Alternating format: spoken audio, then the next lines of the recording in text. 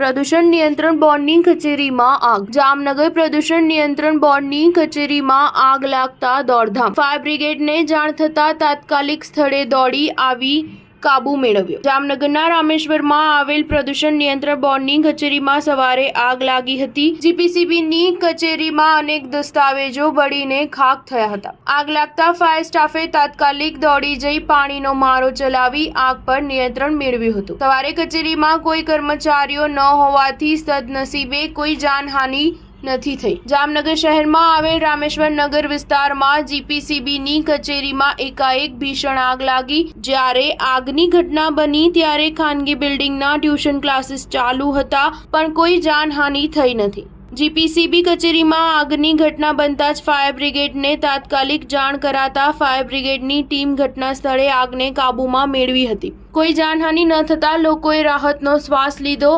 આગ કેવી રીતે લાગી તે તપાસ કર્યા બાદ જ સામે આવશે. સ્ટાર ન્યૂઝ 7 હંમેશા સચ્ચાઈની સાથે.